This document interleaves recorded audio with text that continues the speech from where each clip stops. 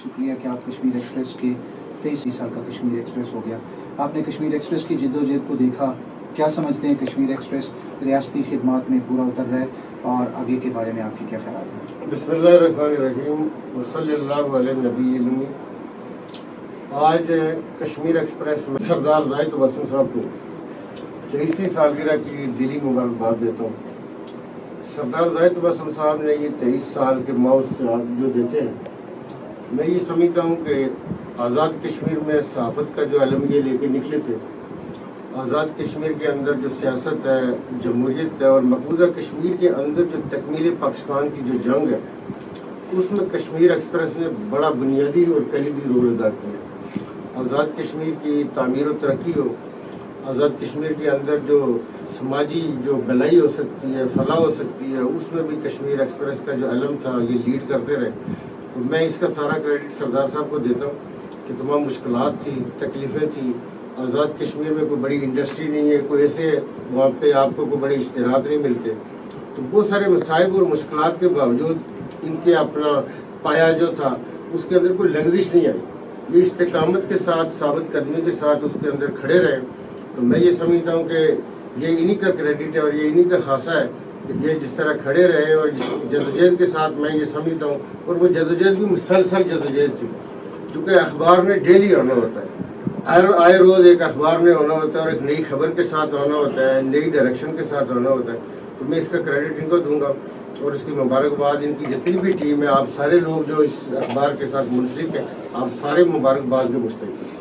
Print media के ऊपर बहुत ज़्यादा सवाल है, लेकिन हम हुकूमत पाकिस्तान का भी शुक्रगुजार है कि उन्होंने हमें हिस्सा वजुस्सा हमें सहारा दे रखा है। लेकिन कहीं देखें तो आज़ाद हुकूमत की तरफ से कुछ उतार चढ़ाव का सामना करना पड़ रहा है। तो जब तक ये कश्मीर एक्सप्रेस है या दीगर प्रिंट मीडिया की इदारे मौजूद हैं, तो कश्मीर का मसला भी दुनिया तक पहुँचता रहेगा। क्या आप समझते हैं कि हुकूमतें अपनी जिम्मेदारियाँ प्रिंट मीडिया के साथ पूरा कर रही हैं?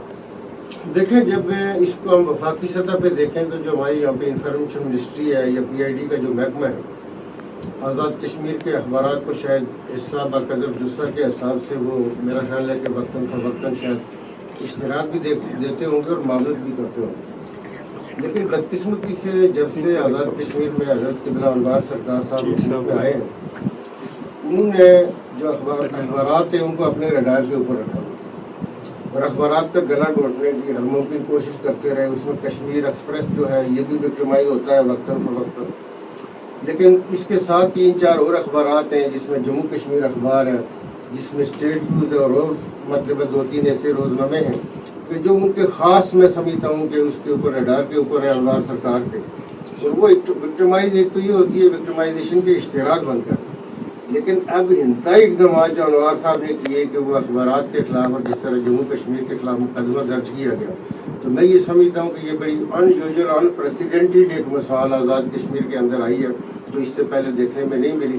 तो मैं अनवार साहब के इन इकदाम की जितनी मजम्मत करूँ वो शायद उसके लिए अल्फाज कम पड़ते हैं, उनकी शदीद अल्फाज में हम मजम्मत करते हैं कि अखबारात को कि जी वो अखबारात कोई बात ना करें, वो अनवार साहब के बारे में कुछ ना कहें, वो कश्मीर एक्सप्रेस हो, वो जम्मू कश्मीर हो या कोई दूसरा अखबार हो कि वो अनवार हुकूमत के बारे में कुछ ना लिखे, अनवार साहब के बारे में कुछ बात ना कहें।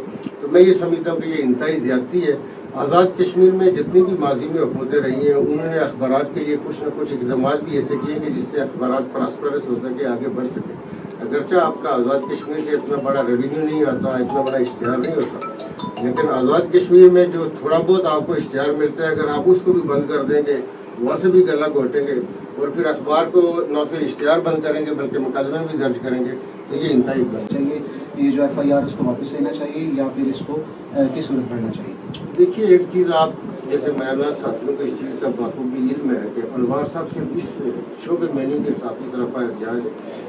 आज़ाद कश्मीर में कोई भी ऐसा काम नहीं है कि जिसको वो आखिरी हद तक न ले जाते हों कि सारे लोग एहतजाज भी करें, सारे लोग इतने मतलब है उस लेवल तक चले जाएं कि पॉइंट ऑफ नो रिटर्न होता है।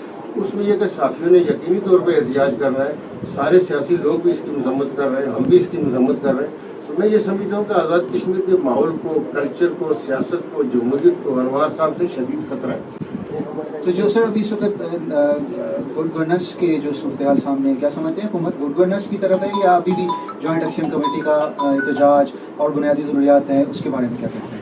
دیکھیے گڈ گورننس تو بہت دور کی بات ہے. اگر گورننس ہی ہو رہی ہوتی تو وہ لوگ اس طرح سراپا احتجاج نہ ہوتے, لوگ جو ہے مذمت نہ کر رہے ہوتے, لوگ اس طرح باہر نہ آتے, لوگ اس طرح کی بات نہ کرتے.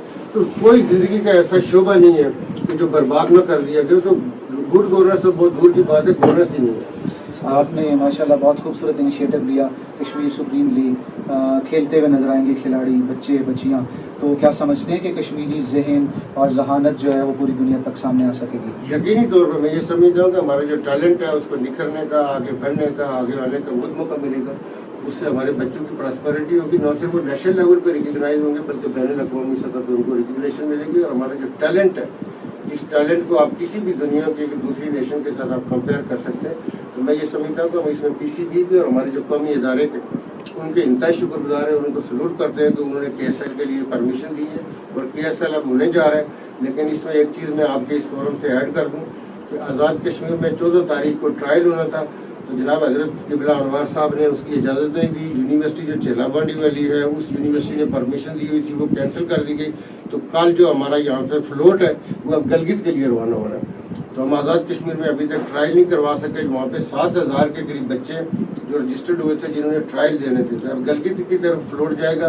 جس فلوٹ نے 14 تاریخ کو ظفر آباد کی طرف موو کرنا تھا وہ اب ظفر آباد نہیں جا پا رہا, وہ گلگت کی طرف جا رہا ہے. عوامی حلقوں میں اور میڈیا میں آپ زیر بحث ہیں, تو یہ بتائیے گا آنے والے الیکشن میں سردار تنویر ریاض صاحب کس پارٹی سے میدان میں ہوں؟ دیکھیں پارٹی ایک تو یہ ہے کہ ابھی ہم استحکام پاکستان پارٹی میں ہیں, تو ہو سکتا ہے اسی فورم سے ہم آگے جائیں. فورم چینج بھی ہو سکتا ہے, کوئی نیشنل کی پارٹی بھی ہو سکتی ہے, لیکن جو بھی فورم ہوگا وہ لوگوں کو لیے وہی ہوگا جو ان کو قابل قبول ہوگا. معاملات نہیں تھے, لیکن آج کل ہم دیکھتے ہیں کچھ سالوں کے مطابق جو انٹری پوائنٹ ہے وہ بند ہو جاتے ہیں, ہر جگہ جو ہے وہ ڈیمونسٹریشن ہے, احتجاج ہے. تو یہ کس طرح جو ہے بہتر ہونا چاہیے؟ دیکھیں میں یہی کہہ رہا ہوں کہ کوئی شعبہ نہیں ہے جس سے برباد نہ کر دیا گیا. اور کون سا نعرہ ہے جو آزاد کشمیر میں اس وقت نہیں لگ رہا.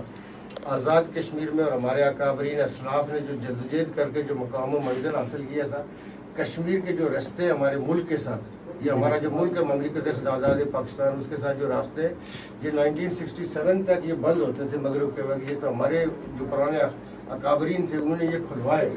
آج لوگوں کو اتنا تنگ کر دیا گیا کہ ان کو سمجھ نہیں آتی. جو جس کو آپ کہتے ہیں کہ مینٹلی آدمی اس لیول پہ پہنچتا ہے کہ اپنے پاؤں پہ کلاڑی مارتا ہے.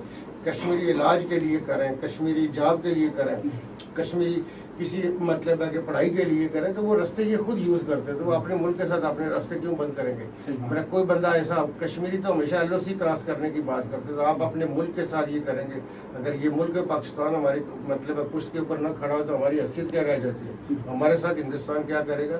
تو یہ انوار صاحب کو کریڈٹ جاتا ہے ان باتوں کا کہ انہوں نے آزاد کشمیر کا تمام نظام جو ہے وہ برباد کر دیا.